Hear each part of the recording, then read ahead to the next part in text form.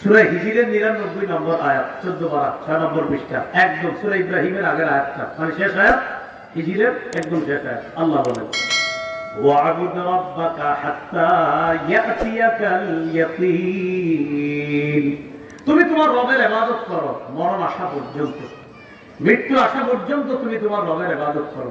প্রশ্ন, আল্লাহ মৃত্যু কবে হবে? আল্লাহ জানিয়ে দেয়, আমি ছাড়া কেউ জানে না কবে হবে। সুবহানাল্লাহ।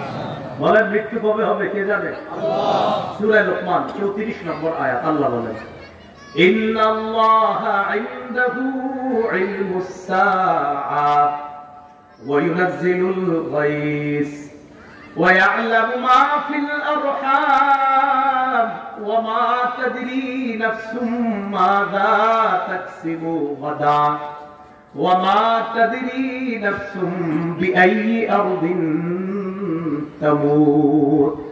পাঁচটা বিষয় আল্লাহ ছাড়া কেউ জানে না। ইন্নাল্লাহা ইনদাহু ইলমুস সাআ, কিয়ামত কবে হবে কিয়ামতের জ্ঞান আল্লাহর কাছে আছে, আল্লাহ ছাড়া কেউ জানে না। 2 নাম্বার ওয়াইনাজিলুল গায়স, বৃষ্টি কবে কি পরিমাণ হবে আল্লাহ ছাড়া কেউ জানে না।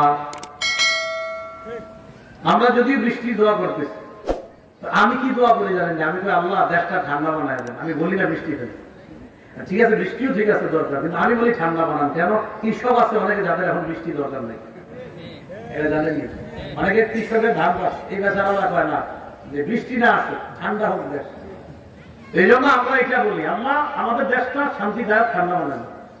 আরে আল্লাহ বৃষ্টি ছাড়া ঠান্ডা বানাইতে পারে। দেখবেন অনেক সময় 5 মিনিট বাতাসে পুরো দেশ ঠান্ডা হবে।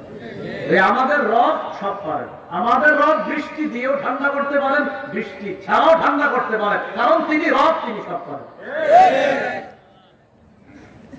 তো 1 নাম্বার কিয়ামতের জ্ঞান আল্লাহর কাছে। 2 নাম্বার ওয়াইনাজিলুল গায়স, বৃষ্টি দিবেন নাযিল করবেন, এটা আল্লাহ নাযিল করবেন, কখন কি পরিমাণ কোন জমিনে কতটুকু দরকার আল্লাহ জানেন।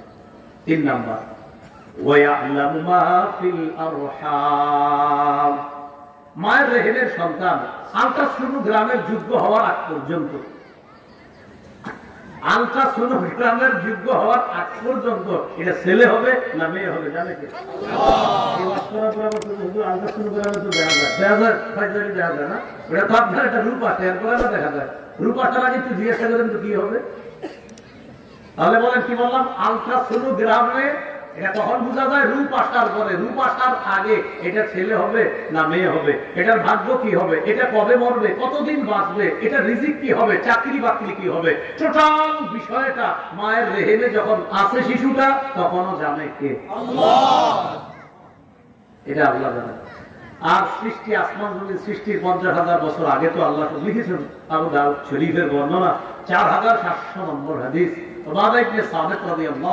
তার ছেলেকে বলে, সন্তানদের ডাক দিয়ে কয়, ইয়া বুনাইয়া, ও সন্তান, ইন্নাকা, নিশ্চয়ই তুমি, লান তাজিদা, নিশ্চয়ই তুমি পাবে না, তা'মা হাকীকাতিল ঈমান, হাত্তা তা'লামা আন্না মা আসাবাকা লাম ইউখতিআকা ওয়া মা আখতাআকা লাম ইউসিবাকা।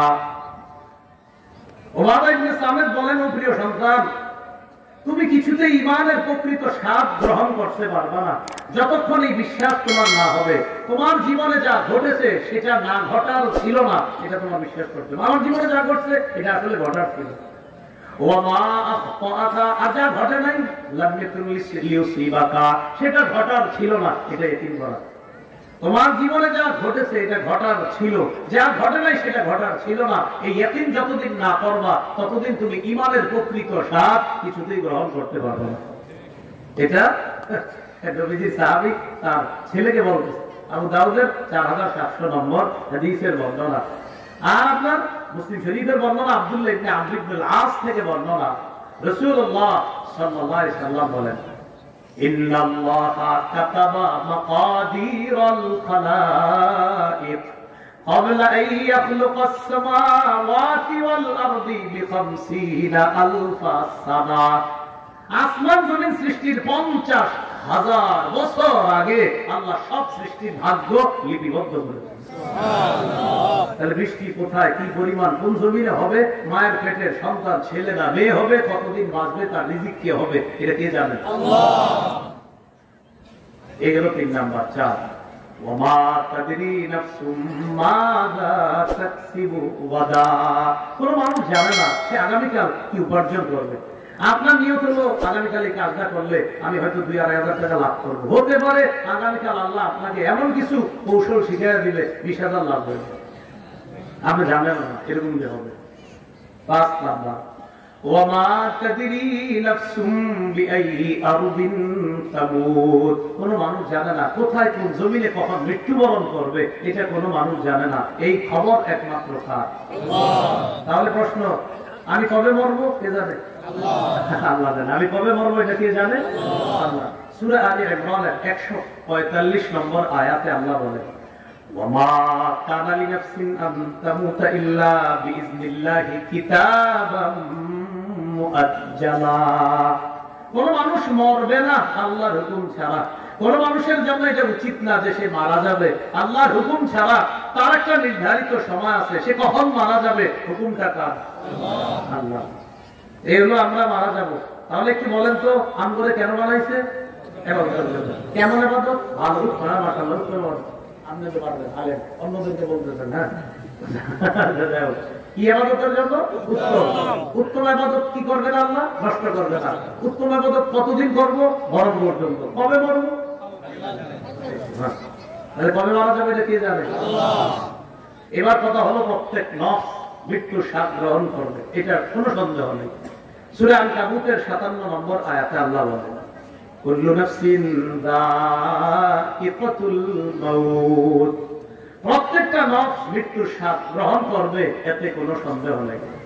সূরা নিসার 78 নম্বর আয়াতে আল্লাহ বলেন আইনামা তাকুনু ইউদরিকুমুল মাউত। তোমরা যেখানেই থাকো মৃত্যু তোমাদেরকে পাকড়াও করবে, এতে কোনো সন্দেহ নেই। সূরা আহজাবের 16 নম্বর আয়াতে আল্লাহ বলেন قل لن ينفعكم الفرار إن فررتم من الموت। নবী আপনি বলেন মৃত্যু থেকে যতই পালিয়ে বেড়াও, এই পালানো তোমার কিছুতেই কখনো কোনো কাজে আসবে না।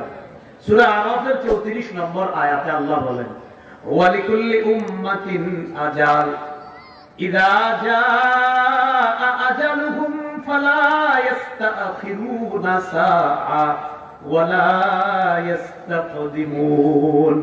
প্রত্যেকটা মানুষের মৃত্যুর সময় নির্ধারণ করা।